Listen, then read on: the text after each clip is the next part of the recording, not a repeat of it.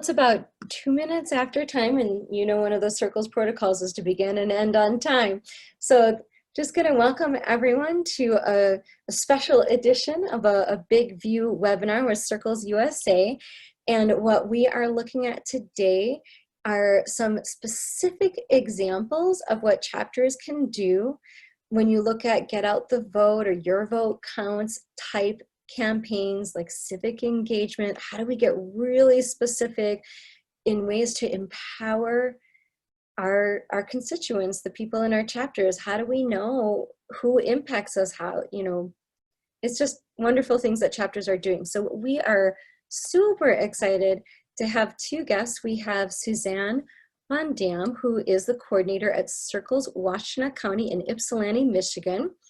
Her background is in community organizing, and before joining Circles, she helped to launch a county-wide recycling program, and she's super proud of her Big View team, which has taken on the Herculean task of civic engagement just head on and isn't afraid of new ways to reach people. And of course, we're all learning from their successes and their occasional flops, which is important in Circles, that we are very human, permission to be human. Some things work, some things don't, but we take the risk because it's worth it and we figure it out together. So Suzanne is going to have some wonderful things to share about how this all pictured exactly for her chapter.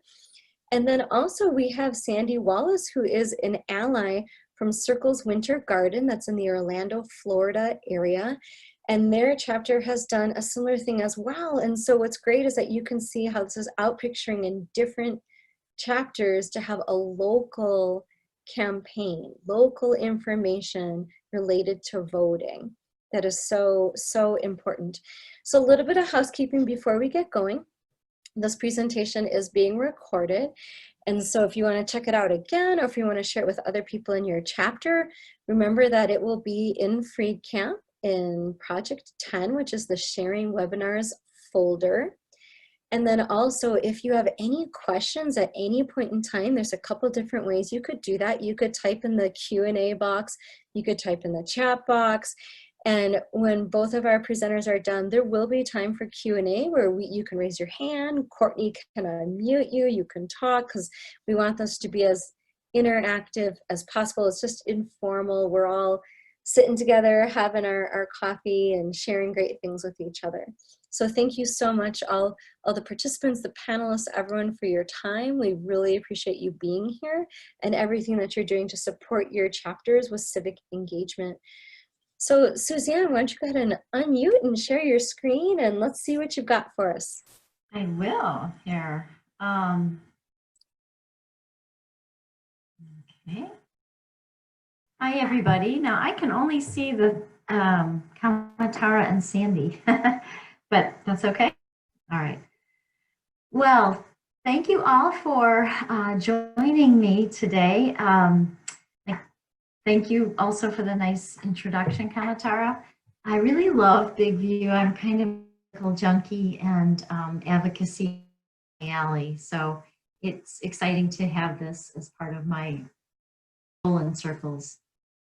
So I'm just going to go ahead and go through here. Everybody can see this. So just to give you an overview here, we knew we wanted to do something about civic engagement, get out the vote, voter education, registration, that kind of thing. But we didn't quite know how to do it. So we planned ahead and thought about both our primary and our general elections. And so we have a kind of part series where we have a Big View major meeting. We take the whole time. We have a PowerPoint for that about a month before the primaries. And then we had like a kind of follow-up fun quiz and a pizza challenge with rewards for the, getting some questions answered just a week before the primaries. And then again, we're doing this sort of a similar education night where the whole will be dedicated to, presentation a month before. Again, we'll do a week before. I'm just going to move my, okay. So we knew we wanted to do something about voter education. In the wake of the George Floyd murder, we knew we needed to not do the regular get out the vote or just, and this was just voting 101 as usual. We really felt like we'd be remiss to not engage people at where they're at, their concerns. So I just love this quote from President Barack Obama, and he says, so the bottom line is this: if we want to bring about real change between protest and politics, we have to do both. We have to mobilize to raise awareness, and we have to organize and cast our ballots to make sure we elect candidates who will act and reform. So that's really the kind of the base for our whole response this time. So our elections in Michigan already happened on August 4th.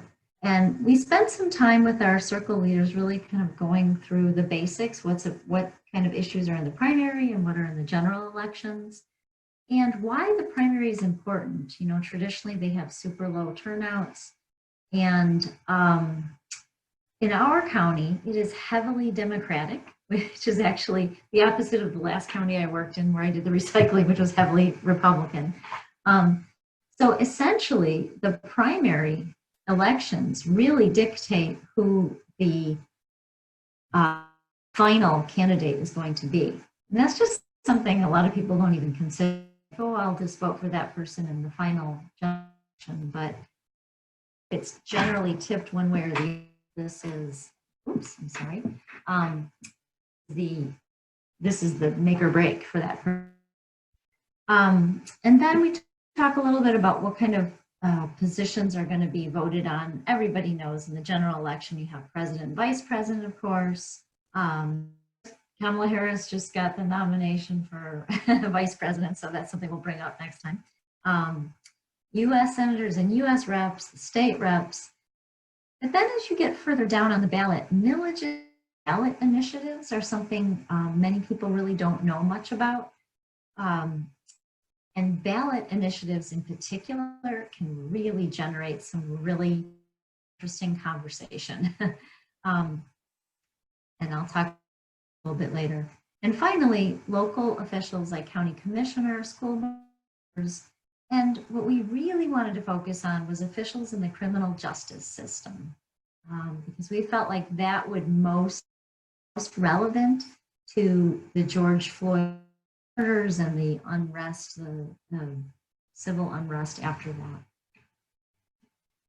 And of course, you have to, if you're talking to circle leaders and community members, you really want voter turnout.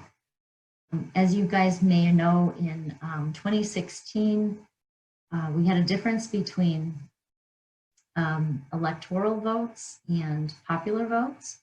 Michigan was one of those pivotal states that really made a difference. And in Washtenaw County, which actually has a fairly high voter turnout, still only 2/3 cast their ballots. Almost 100,000 people didn't. And yet, within Michigan, in the last presidential election, 2016, there's less than 10,000 different votes between the two candidates. So, is that low voter turnout means that a very small number of people make decisions for a very large number of people. So again, every vote counts. Wanted to continue this really high turnout rate that we had in our last 2018 elections. So then what we do is we go through the different kind of voting with our allies and and other resource team members. Michigan in 2016 on a now have the right to vote from home regardless of the pandemic, but I know now a lot of us have allow you to vote from home because of the pandemic as a special consideration. In Michigan, it's a two-part process and it's kind of confusing. So if you're not a political junkie, a lot of people are confused by this. So in Michigan, it's a two-part process. First, you have to, you should have been an application for a ballot, but if not, you can request one. To get your complete the application, And then maybe a month or two goes while the candidates are being finalized. And then the application is for a ballot. I'm sorry, then the ballot is returned to you, fill out the ballot and return it again. So it is a two-part process. A lot of people think that after the first part, they're done, and of course they're not.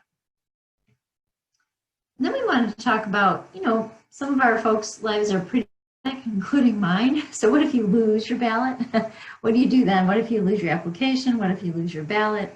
We walked through all the steps of that, so you can download it. There's almost always a pretty simple cure to that. And we just want to make sure people don't have any excuse for not voting. So we went through that.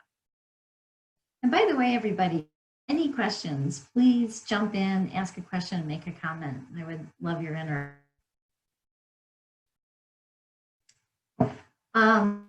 And finally, of course, we can still vote across the country. The polls most are very vigilant in terms of wiping things down and keeping them sanitized and social distance. I have heard some issues about marching in there without masks and demanding still the right to vote, so that can be an issue. So we like to encourage people as much as possible, vote by mail or go and drop your ballot off in a drop box. But you do have the right to vote all the way, up until 8, and if you're in line, you still legally have the right to vote, even if the lines are long. So getting back to the more specific things here, that's just sort of the general ins and outs of how to vote. Now we wanted to really focus on our 2 upcoming elections, the primary and the general. And we wanted to really focus on the criminal justice officials. So the primary, we had prosecuting attorneys vying for office and 2 sheriff candidates. And of course, you're only going to get 1 of each of those. And then in the general election coming up, we have district court judge seats and some other. So what are those folks for? I mean, how many people really know what a prosecuting attorney does other than something within the system? So, and if I were teaching this with a smaller group, we, would solicit, think a prosecuting attorney and have people weigh in on that. I found some really great quotes here. A prosecuting attorney, one of the Supreme Court justices, has control over life, liberty, and reputation than any other person in America. They hold a lot of power, and it's a really interesting position. The client is not the individual. Instead, the client is actually the state. So they have to act on the public good, on behalf of the public good. So their job is to seek justice and not merely to convict. So if there are circumstances for something where conviction is really just, is in their description. So again, it's a really unique and powerful position. So what do? Prosecuting attorneys, sometimes they're called district attorneys.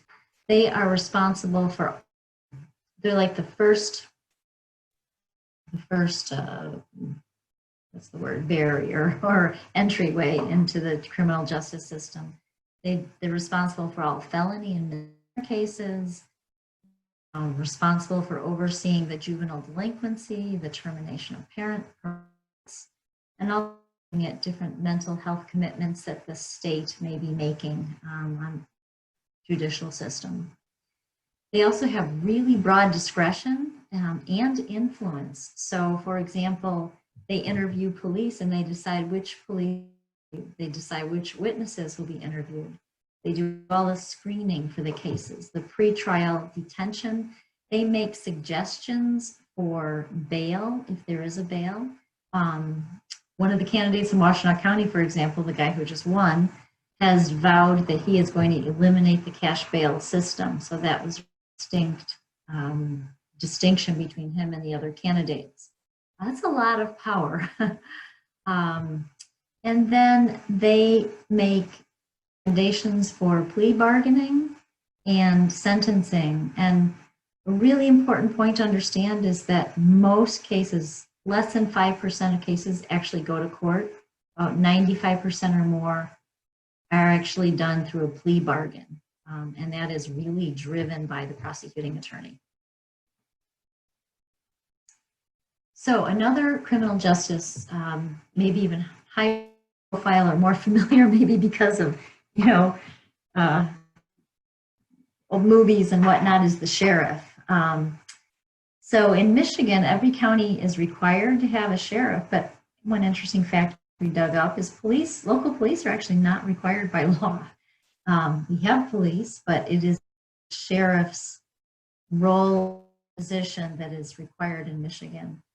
Their job is pretty simple: to maintain order and to operate the county jail and the administration around that.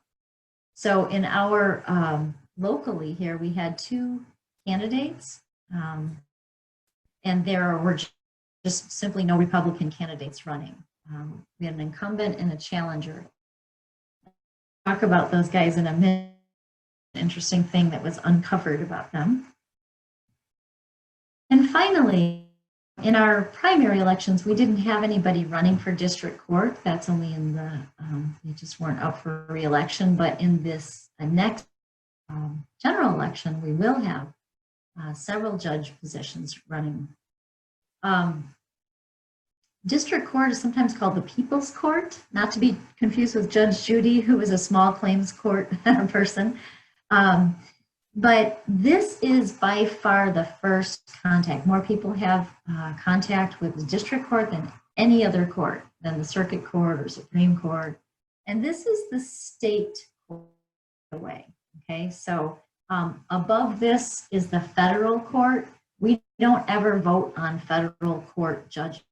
Federal court judges are all appointed, but they are appointed because those judges kind of go up through in these elections. They are, so they are selected from other, have been elected in different states.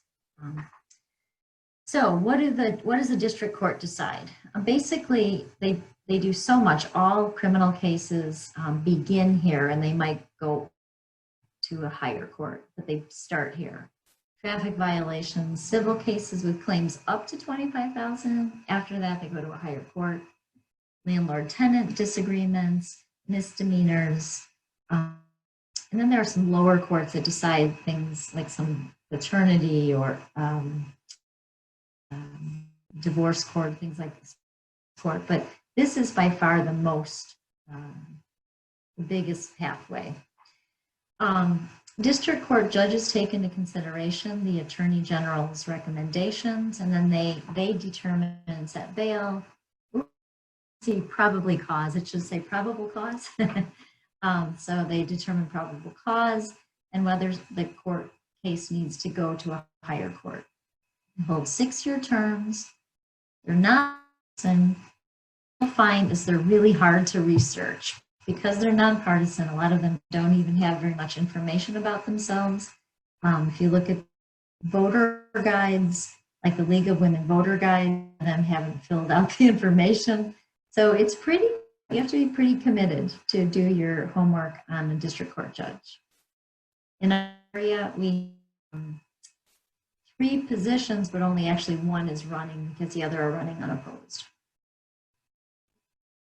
So in this new era, when we're talking a lot about justice and police brutality and police reforms and the criminal justice reforms, we wanted to ask people, do you even know what these phrases mean? So restorative justice, what's the difference between restorative justice and rehabilitative justice? If someone's a law and order candidate, what does that say about them? And treatment courts and diversion programs are maybe a little bit more self-explanatory. But so that's an issue we wanted to raise with our circle leaders. So what we did then is we kind of that part of our PowerPoint and then said, all right, we're going to give you guys, break you into small groups with your match circle plus one of our Big View team members. And I think I posted these questions in the chat. So, these three questions: what values do you look for in a candidate? Authority over how our criminal justice system works. So this is really a values issue. So they're supposed to discuss their values. Trying to challenge them with, how do these elected officials impact people living in poverty? So that could be the bail issue. It could be racial profile. It could different issues there. So how, get people to think and question about that. How do these people of color sometimes overlap between people in poverty, right? It's a proxy.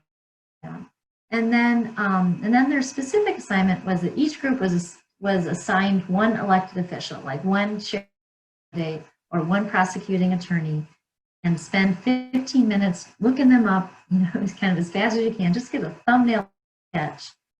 And then one of those phrases, restorative justice, rehabilitative justice.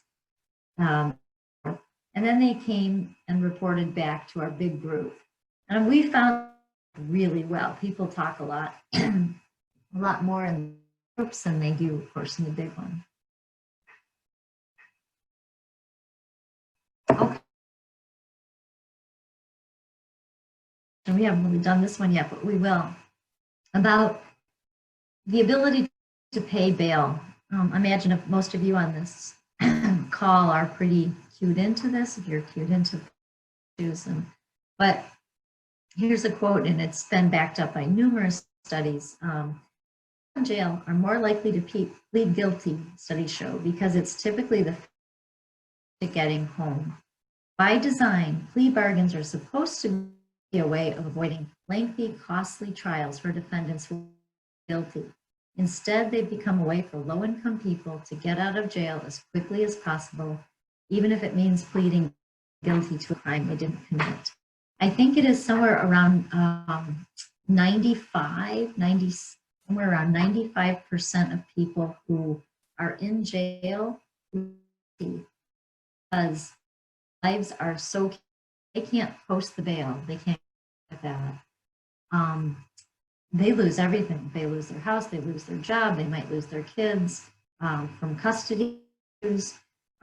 So it may have started with good intentions, but now it is really an issue with poverty. It's very interrelated with poverty.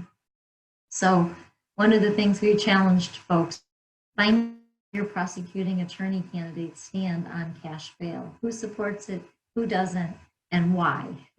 What do you think? Really getting people to kind of grapple with that.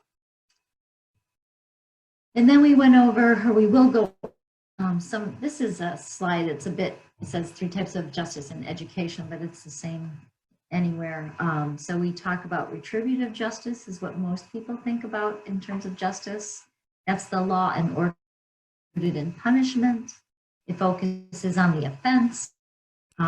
It's aligned with zero tolerance approach, whether it's drugs or school discipline. And then the retributive approach would be detention, suspension, imprisonment, right? It's focused on punishment. Rehabilitative is really focusing on the offender. It focuses on that person. It could be management, it could be drug rehab, it could be counseling, right? Restorative justice is really the most, some about this from South Africa, by the way. After apartheid closed, thousands of people were in jail, and thousands more had cases pending. And so to just go the typical retributive justice route would have incarcerated even more, thousands more, many of whom were Black, actually, because the way the system was, more Black people were incarcerated than whites. So they really piloted a whole form of restorative justice that really focuses on repairing harm, not necessarily only on the offender, and only on punishment, but really on reparations, repairing the harm. It focuses on the relationship between the victims and the perpetrators. The perpetrators have to look the victims in the eye in the full and confront, and they're often asked to make right, not just do community service from some area, but do to make reparations pretty directly to the harm they've done. So that is pretty much what we talk about in terms of getting people aware of the complications of this. And then we encourage people, you know, what's your next step? Step is make the vote. Voting doesn't just happen. You got to make a plan, just like you plan out your day or starting school or something. Participate in a candidate forum. We have a lot of them in Michigan. I'm sure everybody else does too. Share this presentation with your friends. We're really trying to get people to pass the word. And then, you know, more specific, what do you do to make your plan? Fill out a sample ballot. You know, if you're not doing it from home, fill it out beforehand.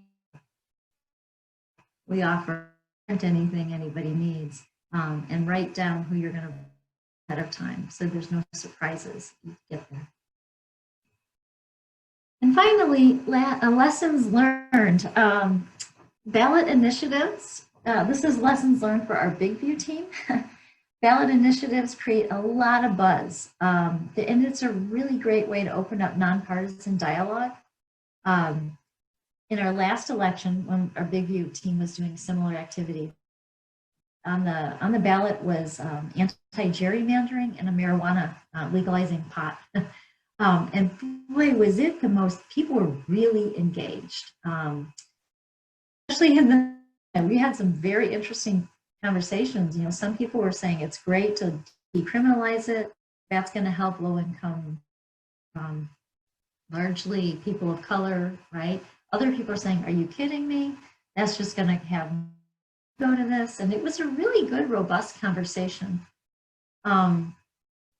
Second lesson learned is stay nonpartisan and stay relevant.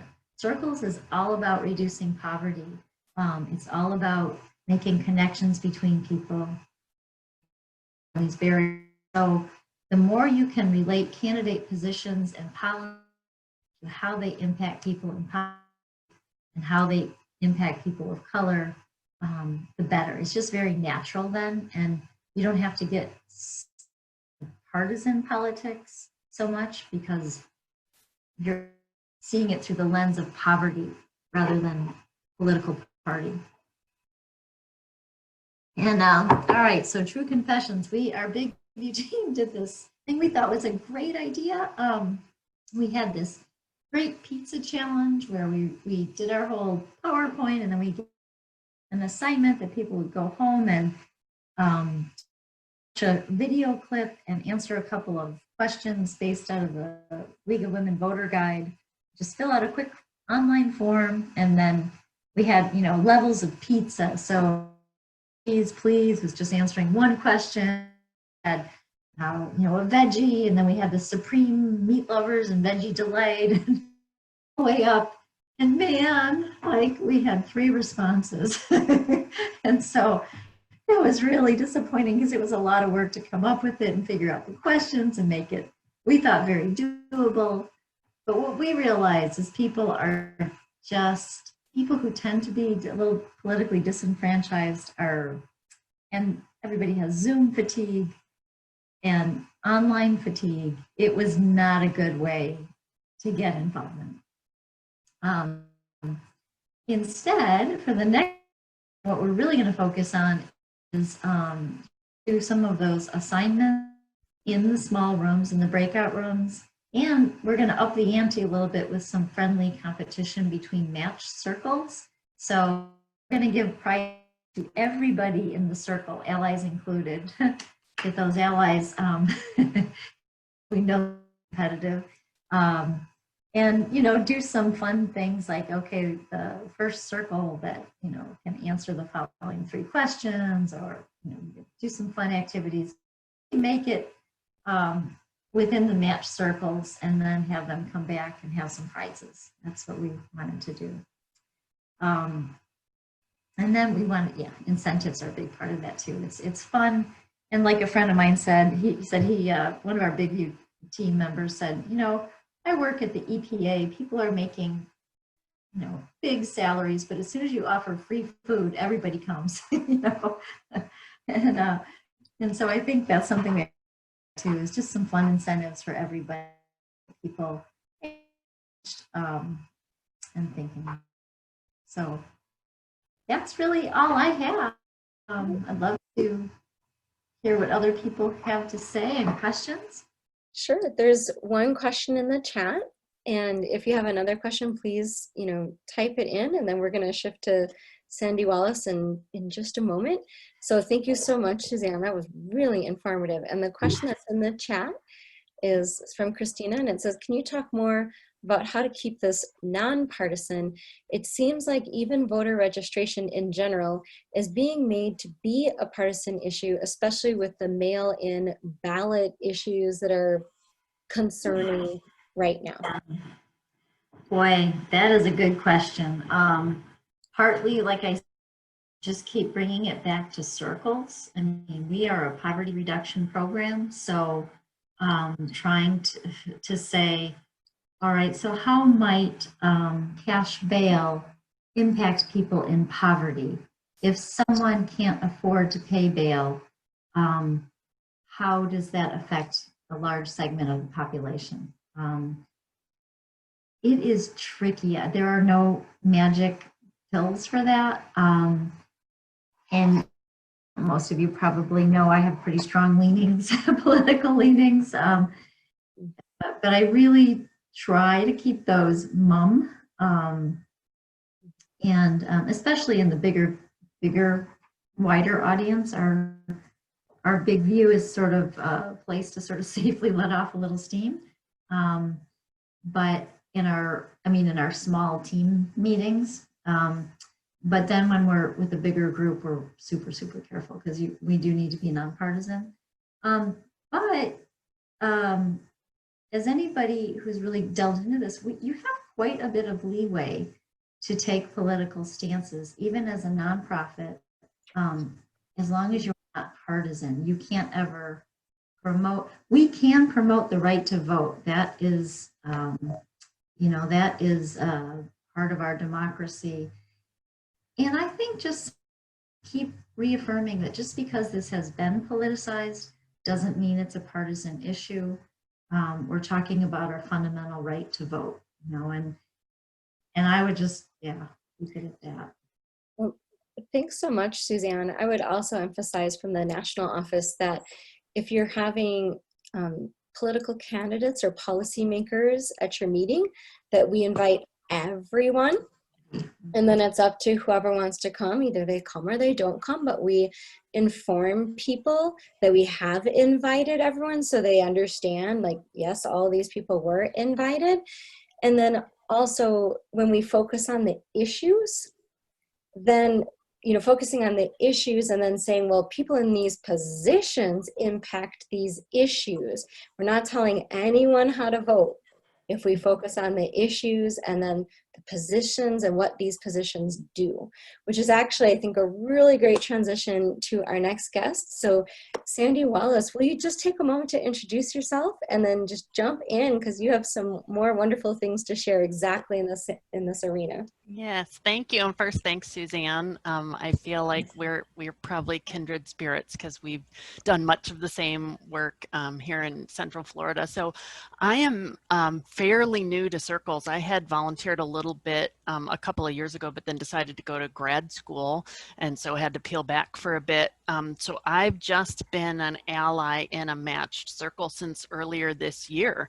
So the bulk of my circles experience has been via Zoom in this new world that we're all in. And I'm really passionate. My whole career, everything has been around setting other people up for success. And so circles is a perfect fit for who I am as a human being.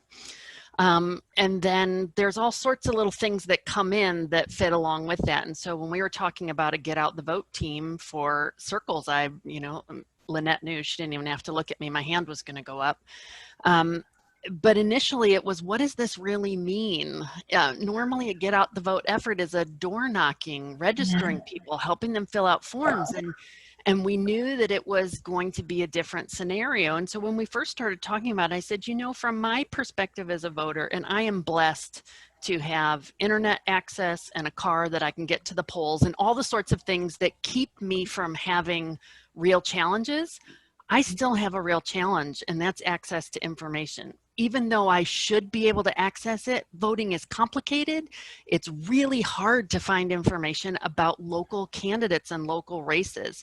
And so as the national dialogue shifted following George Floyd's murder, and people really started educating us, you saw this in Suzanne's presentation, about how much of justice and the way justice is carried out locally is all about our local elections. It's not about presidential elections. It's not about the governor or your state senators. It's really about your local elections. And for my entire adult life, I have felt unqualified to vote in those races because I couldn't find enough information that I felt like I was making an educated decision. And so we asked folks in an earlier meeting, what do you really need? And we thought it was going to be things like transportation to the polls and help with registering to vote. But what we heard was everyone feels that same crippling fear of, I don't know enough. I don't feel like I have enough information to vote. So I kind of just took this on as a passion project of trying to find information about all of those local races that I could share with folks. I didn't have a big plan around it. I thought, well, I'll just have, some ugly Word document with links and we'll send it to people and at least you'll be able to access things. But I happen to have a friend I used to work with who, very similar thought process, was on her own creating a website that's basically in complete alignment with what Circles is all about.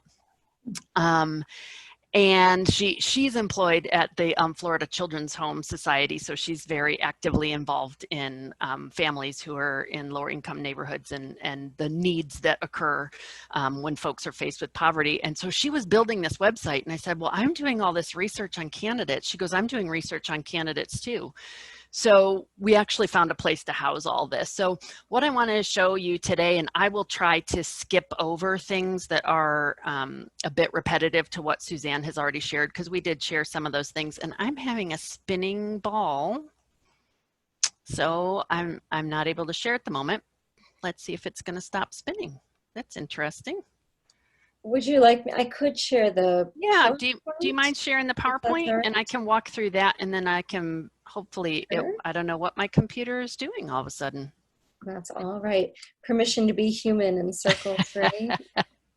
Thank you. Of course. And then let me get this into present. Let's see, play from current slide. And when you're ready for the next slide, just tell me and I'll click for you. Thank you.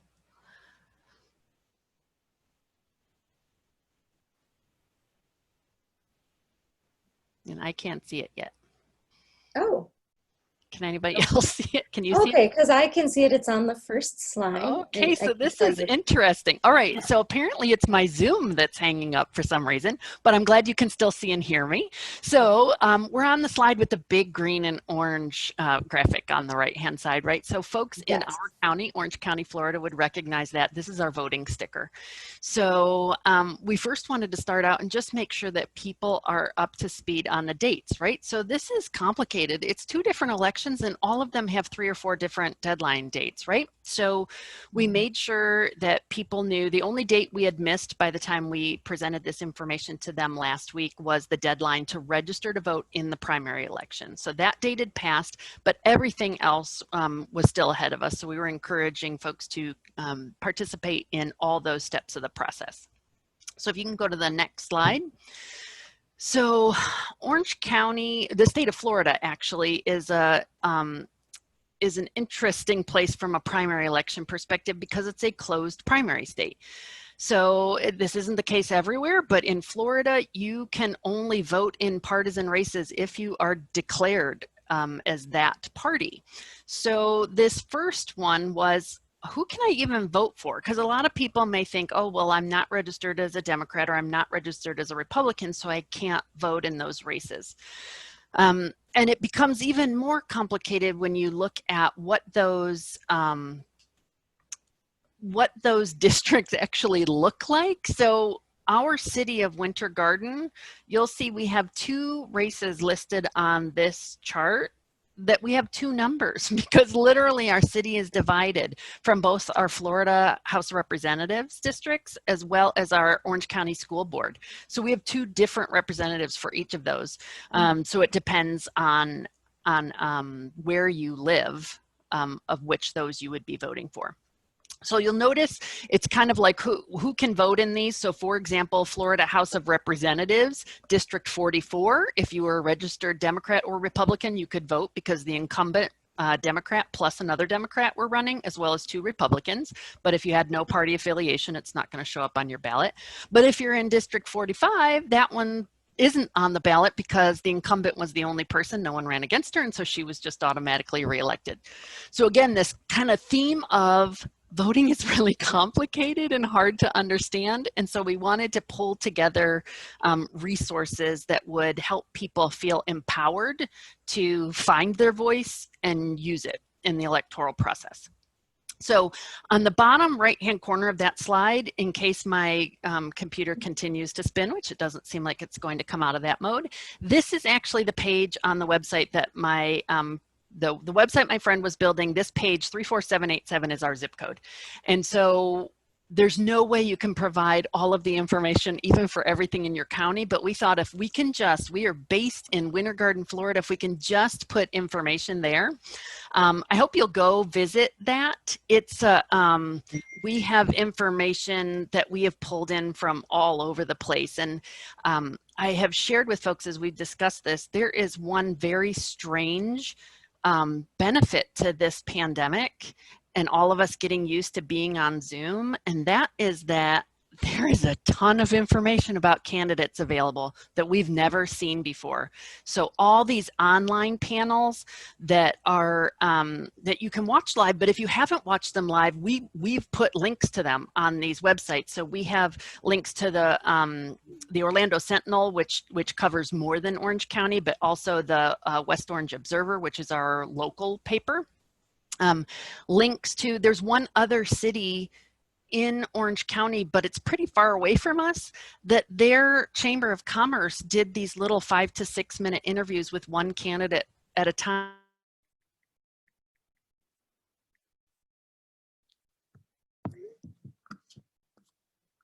Oh no. It seems like Sandi's computer and the beach ball of death have caught up with her.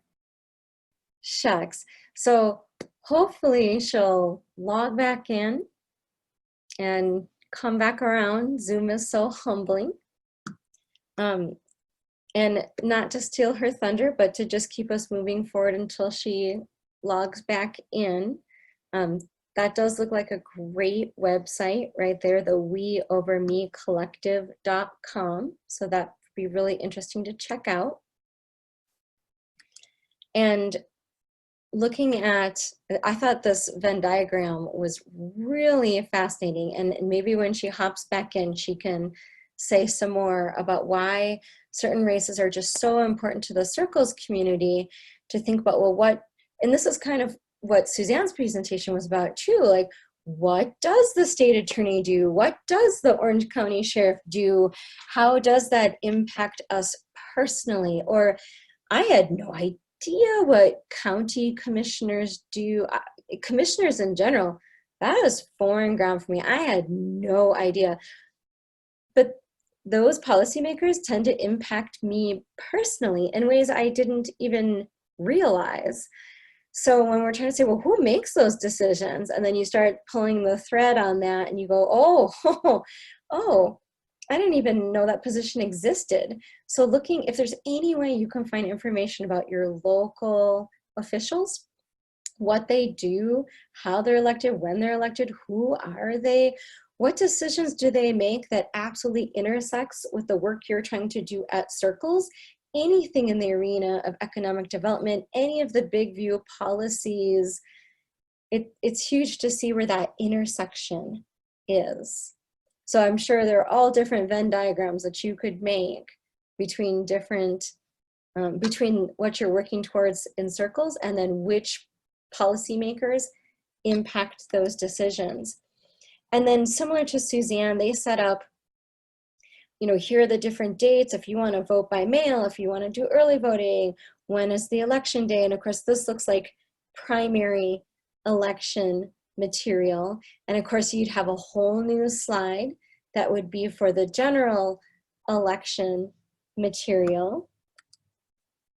And then looking at how to complete your ballot and what do you have to have if you go to vote, because it's all so different depending on your state. So just knowing what are the ground rules is so very helpful to coach people, because like Suzanne said, it is really complicated, and Sandi echoed that as well. It's super complicated.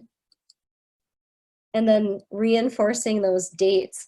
So I'm gonna stop my share, and actually, while we're, maybe Sandi will be able, you know, fortunate enough to hop back on, maybe not, we'll see how it goes. But I also know that Lynette Fields is one of our participants here. So Courtney, are you able to unmute Lynette? Is there anything that you'd like to share, Lynette, about your experience in you know, doing this with your chapter, or any pitfalls or advice you have for chapters who want to adapt this work to themselves? So go ahead, Lynette.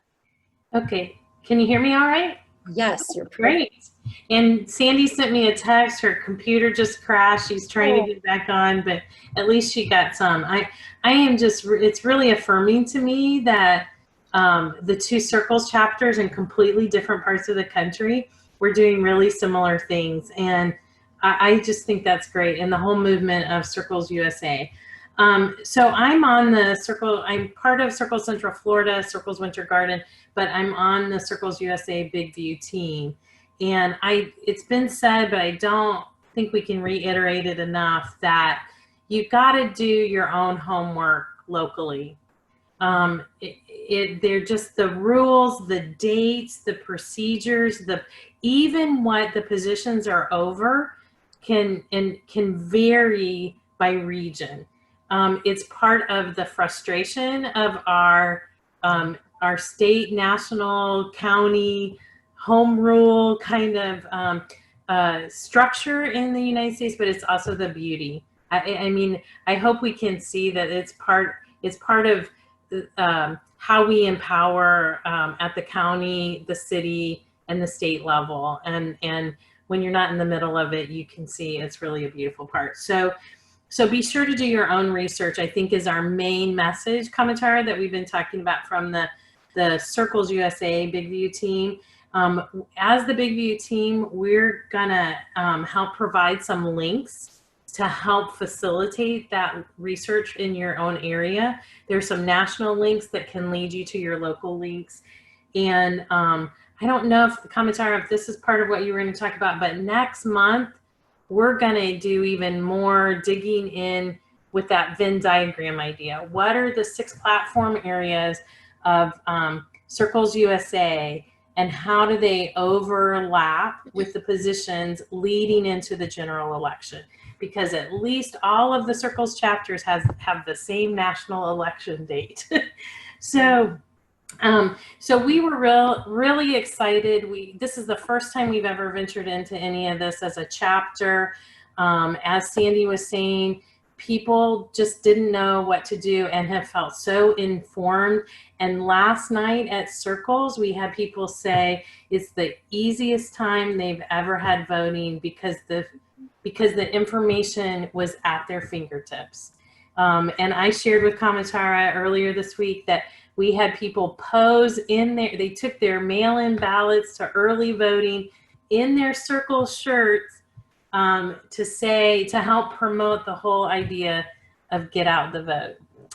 Okay, Sandi, we covered a lot of your slides. So I don't Well, know.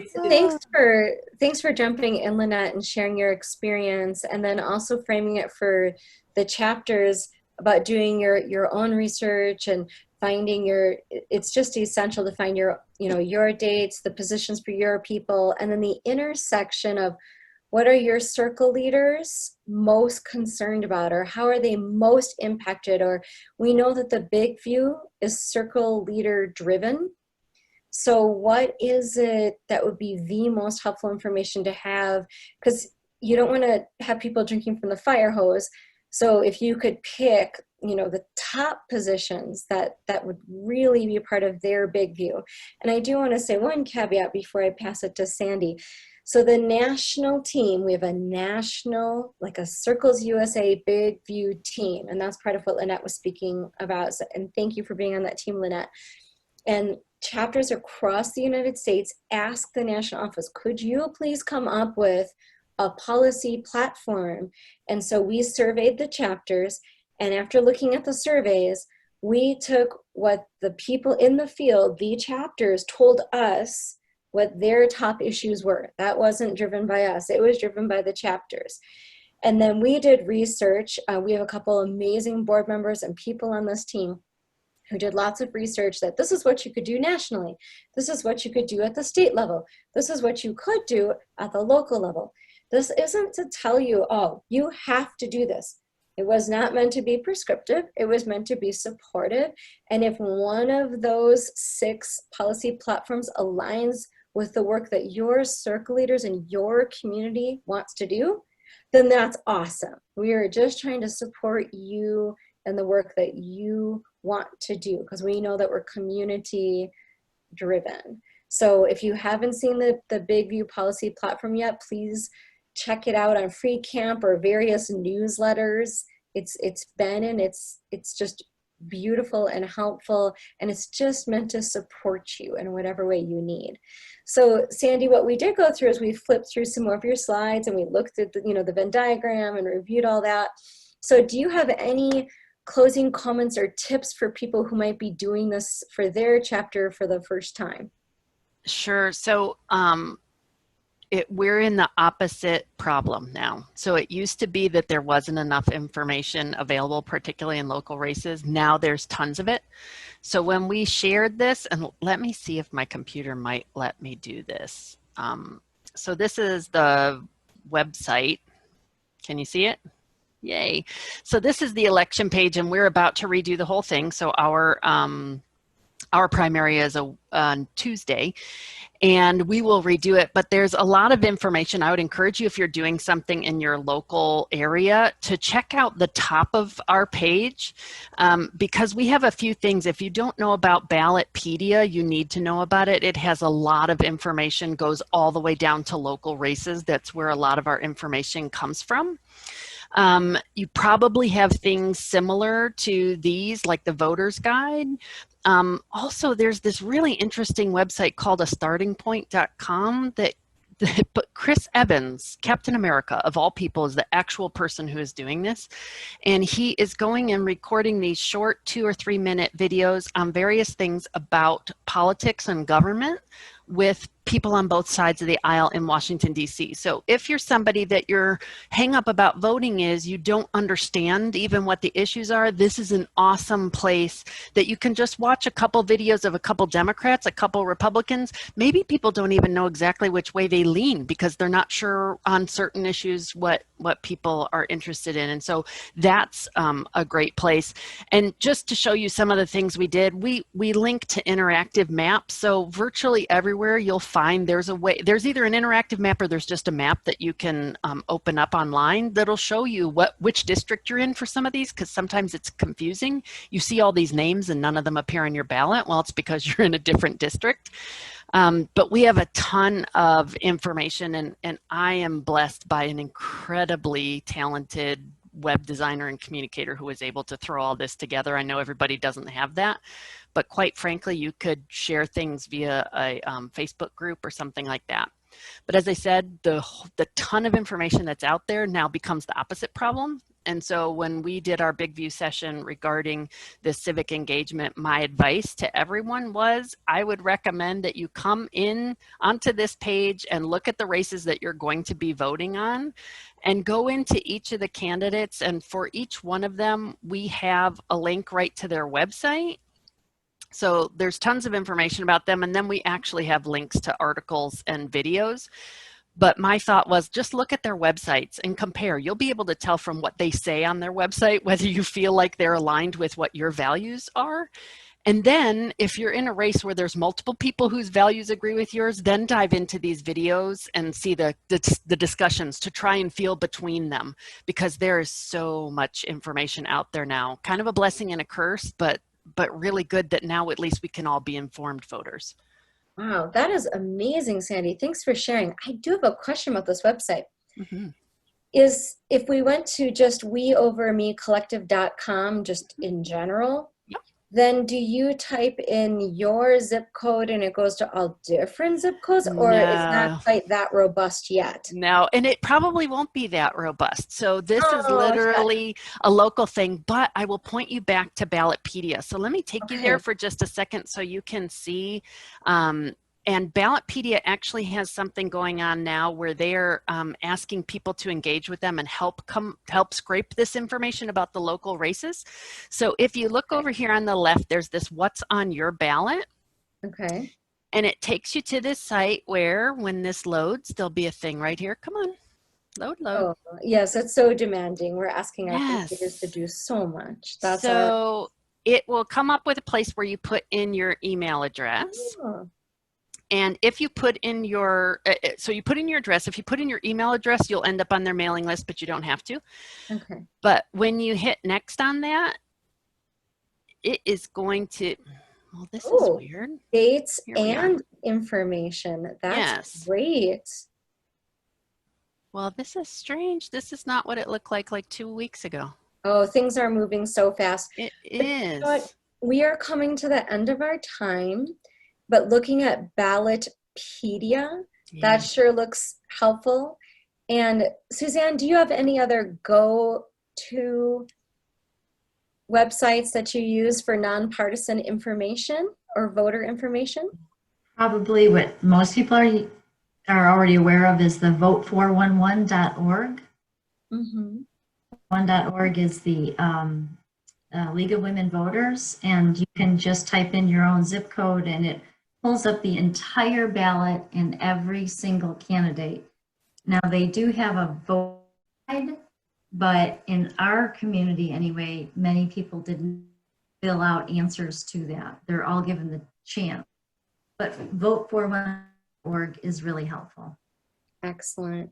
Well, I just want to thank our panelists so much for their time and all the work that you've done that went preceding our time together, because clearly you've done your research and helping people to navigate this complex system. You know, democracy is not a spectator sport.